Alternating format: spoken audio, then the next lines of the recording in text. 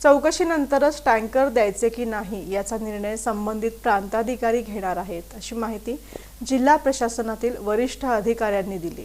सध्या फेब्रुवारीतच उन्हाचे तीव्र चटके जाणवत असून यासोबत गावात पाणी टंचाई निर्माण होण्याची शक्यता आहे। मागच्या वर्षी फेब्रुवारीमध्ये अनेक गावांमध्ये टँकर सुरू होते।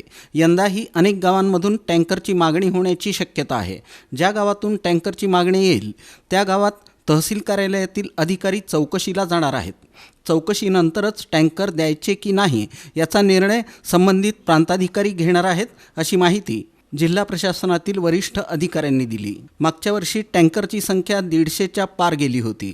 टँकरचा पुरवठा करताना प्रशासनाची दमछाक झाली होती।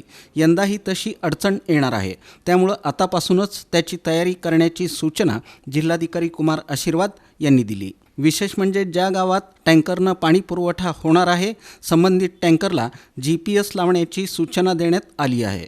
GPS-मुळं एकच टँकर किती गावात फिरत आहे, किती ठिकाणी पाणी पुरवठा सुरू आहे याची माहिती मिळू शकेल। तसंच टँकर घोटाळा होण्याची शक्यताही कमी असेल।